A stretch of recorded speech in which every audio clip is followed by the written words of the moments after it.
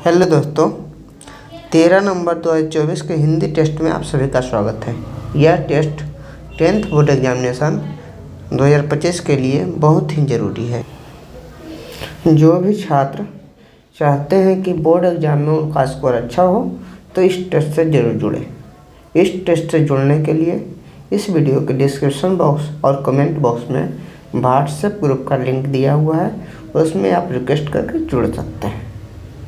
आते हैं पहला क्वेश्चन पर डिस्कशन करते हैं। ये टेस्ट रोज़ 8 बजे होती है। 8:15 में वीडियो डिस्कशन आपको मिल जाता है। चलते हैं पहला क्वेश्चन। डॉक्टर अंबेडकर का जन्म कहाँ हुआ था? तो डॉक्टर अंबेडकर का जन्म मध्य प्रदेश राज्य में महू स्थान है। कहाँ? मध्य प्रदेश के महू में हुआ था। याद रखिएगा, पूछा किस राज्य में हुआ था तो मध्य प्रदेश। किस स्थान पे? तो मध्य प्रदेश के महू एक जगह है, वहाँ डॉक्टर अंबेडकर का जन्म हुआ था। कब हुआ था ये भी आप लोग को ध्यान रखना चाहिए।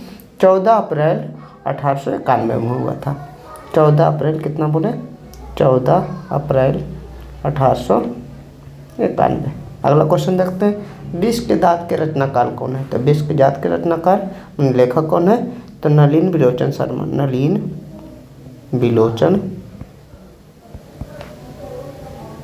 बिलोचन शर्मा। नलिन बिलोचन शर्मा जो है विश्व के दांत के रचनाकार हैं। मैक्स मुलर का जन्म किस देश में हुआ था? मैक्स मुलर का जन्म जर्मनी में हुआ था। जर्मनी। दारिश नामक सोने के सिक्के से भरा घड़ा किसे मिला? दारिश नामक सोने के सिक्के से भरा घड़ा किसे मिला? तो वारेन हेस्टिंग्स से। वारेन हेस्टिंग्स जो इंग्लैंड का गवर्नर जनरल था, उसे इलाहाबाद के पास दारिश नामक सोने के सिक्कों से भरा घड़ा मिला। भारत की आत्मा कहाँ बसती है? तो भारत की आत्मा जो है गाँवों में बसती है। कहाँ बसती है? भारत की आत्मा गाँव में बसती है।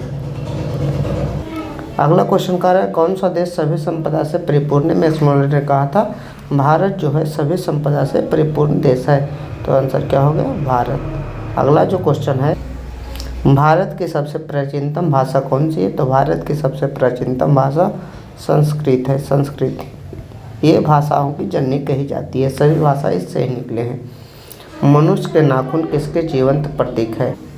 मनुष्य के नाखून पशु वृत्ति यानी पशुता की तरह वृत्ति, पशुता के लिख दीजिए, पशुता के जीवंत प्रतीक है।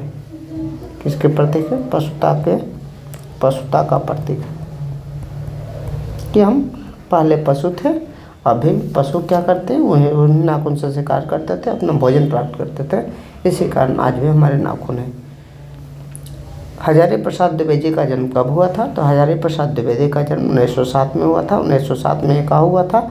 टिस्को की स्थापना हुई थी। Tata iron steel company relate करके याद कीजिएगा, अच्छा साथ रहेगा। हजारी प्रसाद द्विवेदी का जन्म 1907 में हुआ था। अल्पज्ञ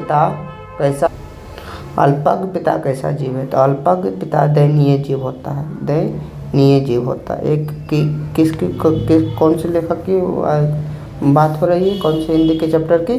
तो इसमें जो हजारी प्रसाद द्विवेदी नाखून को मारते हैं, उसमें जब इनकी बच्चियाँ इनसे क्वेश्चन पूछता है तो इसमें लिखते हैं अल्पज्ञ जो कम जानने वाला पिता होता है वो बहुत ही दयनीय होता है। कामसूत्र किसकी रचना है? तो बात्सायन ये लेखक हैं जिनकी रचना एक किताब लिखे हैं जिनका नाम है कामसूत्र। कितने वर्ष पहले भारतवासी नाखूनों को जमकर संवारते थे? कितने वर्ष पहले? 2000 वर्ष पहले भारत के लोग नाखूनों को अच्छी तरह संवारते थे। हिरोशिमा कहाँ स्थित है? किस देश में? तो हिरोशिमा और नागासाकी दोनों जापान में है, जहाँ परमाणु बम 1945 में गिराया गया था। बहादुर पर कितने रुपये चोरी का इल्ज़ाम लगा था? तो बहादुर पर 11 रुपये चोरी का इल्ज़ाम लगा था। बहादुर का पूरा नाम क्या था? तो बहादुर का पूरा नाम दिल बहादुर था। क्या था? दिल बहादुर। अगला देखते हैं, झोले में कितनी मछलियाँ थी? तो झोले में 3 मछलियाँ थी। मछली पाठ के लेखक कौन? मछली पाठ के लेखक विनोद कुमार शुक्ल हैं। कौन है? विनोद कुमार शुक्ल। विनोद कुमार शुक्ला। अगला देखते हैं, लक्ष्मी का पिता कहाँ रहता था। लक्ष्मी के पिता का नाम लक्ष्मण था, जो कोलकाता में काम करता था। कोलकाता। ये कौन सी कहानी से है, तो ये जिसमें देवी भान रहता है, धरती विश्वास कहानी है उसमें। धरती कब तक घूमेगी के लेखक कौन है। धरती कब तक घूमेगी के लेखक सावरदैया। सावरदैया। सीता के कितने बेटे थे, तो सीता के 3 बेटे थे। सीता के 3 बेटे थे, 50-50 रुपये देकर उसे रखते थे।